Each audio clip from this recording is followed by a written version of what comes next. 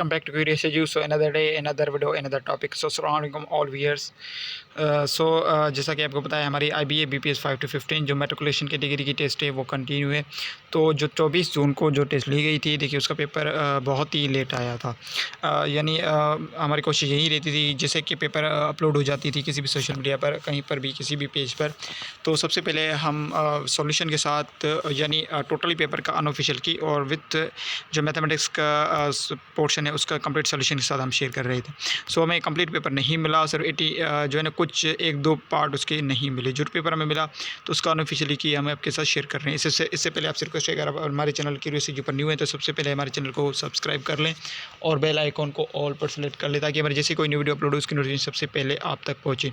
और इसी तरह 24 जून को भी जो टेस्ट ली गई है उसमें जो स्पेशली मैथ्स की बात करें, जो मैथ्स का पोर्शन रहा है, मैथ्स का पोर्शन वहीं आया है जो हमारे लेक्चर में ऑलरेडी आपको पढ़ा चुका हूँ। सो चलिए मूव करते हैं। सबसे पहले देखिए मैं आपको ये की शो करवाता चलूँ टोटली पेपर का, तो उसको देखिए इजीली आप डाउनलोड कर सकते हैं। सो कमेंट में मैं आपका इसका डाउनलोड लिंक प्रोवाइड कर दूँगा। सो वहाँ से आप जाकर इसको PDF में भी डाउनलोड कर सकते हैं। सो ये टोटली की है स्पेशली। तो यहाँ पर देखिए एक दो सवाल यहाँ पर मिस हो गए हैं स्पेशली मैथ्स में, तो वो मैं आपको दिखाता चलूँ। तो मैथ्स का जो 55 क्वेश्चन है उसका C ऑप्शन आपके पास करेक्ट है, तो मैं आपको वो बाद में शो करवाता चलूँगा। तो ये टोटली अनऑफिशियल की है, तो मैं आपके साथ शेयर कर रहा हूँ, ठीक है। ये हमें मिला है सोशल मीडिया पर। तो इसके अलावा जो मैथ्स का पोर्शन है तो उसका मैं कंप्लीट सॉल्यूशन अभी आपके साथ शेयर करूँगा।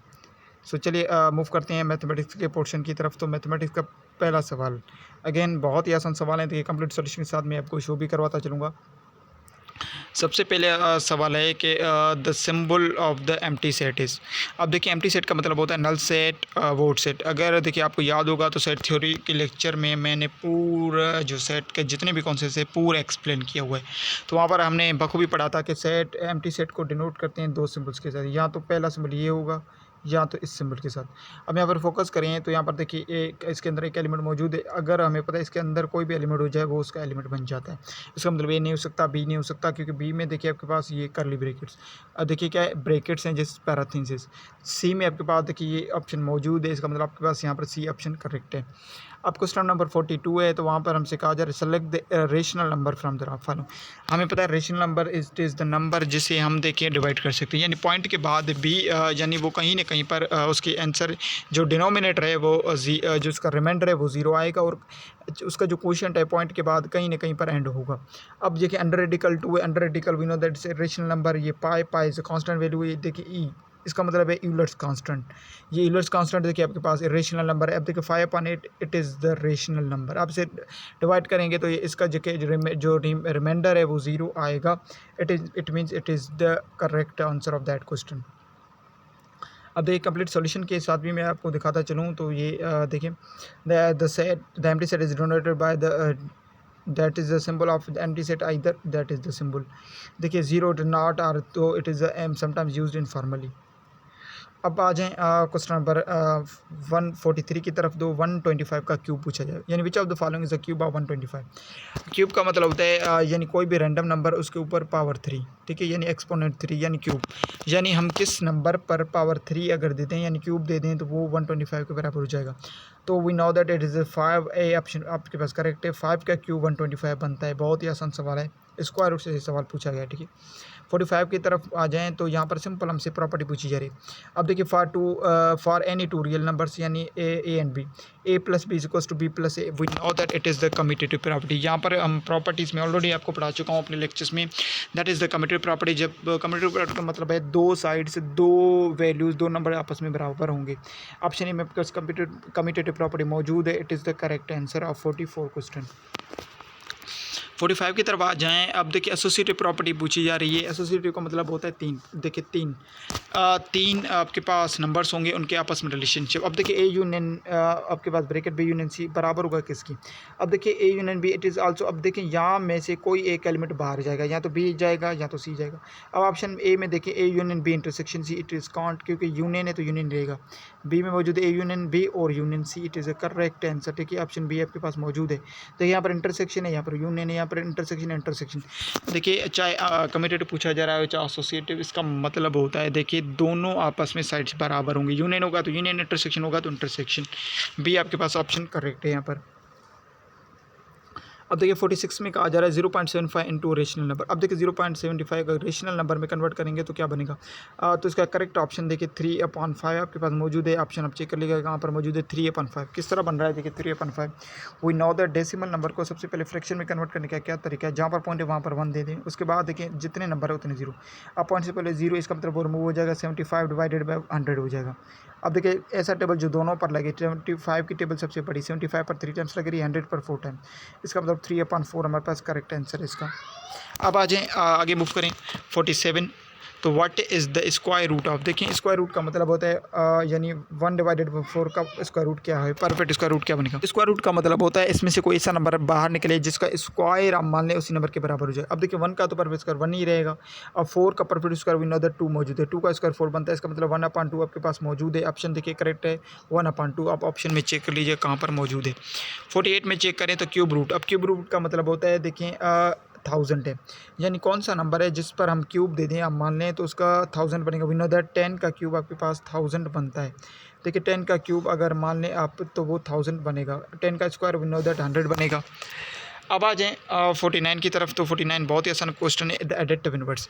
अब देखिए एडिटिव इनवर्स का मतलब होता है, जब याद रखें, यानी जो वैल्यू गिवन है उस अगर एडिशन अब मान लें 2/3 इसका एडिटिव पूछा जाएगा तो इसका नेगेटिव 2/3 बने। एडिटिव प्रॉपर्टी का मतलब होता है सिर्फ साइन चेंज होगी, पॉजिटिव है तो नेगेटिव बन जाएगा, नेगेटिव है तो पॉजिटिव बन जाएगा। मल्टीप्लिकेटिव इनवर्स अगर होता तो उसका मतलब रेसिप्रोकल, यानी 2/3 इसका मतलब 3/2 बन जाता है, इसमें साइन चेंज होगी। अब यहाँ पर देखिए एडिटिव प्रॉपर्टी तो पूछी जा रही है मगर सिंपलेस्ट फॉर्म में। अब 9 एज इट इज। अब देखिए रेडिकल 12 का हम सिंपलेस्ट फॉर्म बना सकते हैं। अब रेडिकल 2 का देखिए पेयर्स बनेंगे 4 × 3। अब 4 का परफेक्ट स्क्वायर 2 है तो 2 पेयर के बाहर आ जाएगा, यानी 2 और अंडर रेडिकल 3 यानी 2 इंडेक्स बन जाएगा। अब 9 under divided under radical 12 also बन सकता है 9 डिवाइडेड बाय 2 अंडर रेडिकल 3। अब यहाँ देखें नेगेटिव पॉजिटिव में है तो इट बिकम्स नेगेटिव, यानी नेगेटिव में आपके पास ये ऑप्शन का जहाँ पर मौजूद है। बिकॉज देखिए बहुत सारे क्वेश्चन है कि पेपर के वो क्लियर नहीं, यानी -9 डिवाइडेड बाय 2 अंडर रेडिकल 3 आपके पास करेक्ट आंसर है। अगर ये नहीं गिवन है तो ऑप्शन में अगर कहीं पर गिवन है देखिए -9 अंडर रेडिकल 12 तो ये भी आपके पास करेक्ट ऑप्शन है। अब मूव करें 50 की तरफ। तो देखिए x, 6। अब देखिए ऑर्डर पेयर्ड है। ऑर्डर पेयर्ड का मतलब होता है पहला वैल्यू पहले नंबर का है, दूसरा वैल्यू दूसरे वैल्यू का है, यानी x बराबर है आपके पास 2 के और 6 बराबर होगा y-6 के। 6 बराबर है y-6। अब देखिए 6 इस तरह पॉजिटिव इक्वेशन दूसरी साइड चला जाएगा तो y = बन जाएगा देखिए 6 + 6 y becomes 12। अब y 12 के बराबर है, x 2 के बराबर। अब x + 2 की वैल्यू पूछी जा रही है, x + y की वैल्यू क्या बनेगी। अब x की जगह वैल्यू 2 है, आपने y की वैल्यू 12। अब 2 + 12 becomes 14। 14 देखिए ऑप्शन डी में आपके पास मौजूद है। 15 में तो ये करेक्ट ऑप्शन आपके पास मौजूद है। अब 51 की तरफ मूव करें तो देखिए a less than b and b less than c then a less than c become it is the transitive property. ये देखिए बार बार हमारे पास आ रहे हैं, that is the transitive property. बहुत ही आसान सवाल पूछे गए हैं, ठीक है। अब देखिए 53 है, हमसे कहा जा रहा है if 18 is more than a number. अब मान लें 18 जो है ना less than more than a number. अब नंबर हम कंसिडर कर लें, let be the number x। It equals twice the, अब वो बराबर है twice of the number. Number को हम कंसिडर कर लेंगे suppose x + 18 is equals to, अब देखिए ट्वाइस ऑफ नंबर इसका मतलब 2x। अब यानी 2x मान लें इज इक्वल्स टू 2x के बराबर है। अब देखिए 2x इस तरफ पॉजिटिव इक्वेशन इस तरफ नेगेटिव बन जाएगा, या x इस तरफ पॉजिटिव इक्वेशन इस तरफ नेगेटिव बन जाएगा। 2x में से आप मान लें, ठीक है, एक x माइनस कर दें तो आपके पास वैल्यू क्या बचेगा। तो आपके पास देखिए वैल्यू बच जाएगा सिर्फ x बिकम्स 18 के बराबर आ जाएगा। सो हमारे पास 18 वैल्यू करेक्ट है आपके पास। ऑप्शन में देखिए 53 में 18 जहाँ पर मौजूद है, it is the correct value. अब 54 की तरफ आ जाएं तो देखिए volume of prism is equals. अब देखिए आपके पास सवाल गिवन है तो ये मैं आपको सवाल अगर पढ़कर सुनाऊँ 44, ठीक है 54, तो ये बहुत ही आसान सवाल है, देखिए कोई डिफ़िकल्ट सवाल है नहीं। तो 54 में हमसे पूछा जा रहा है सवाल के if the base of prism, base दिया गया है 260 centimetre square and the height is 13। Volume पूछी जा रही है, ठीक है, प्रिज्म की। बेस गिवन है 260 सेंटीमीटर स्क्वायर और हाइट 13 सेंटीमीटर।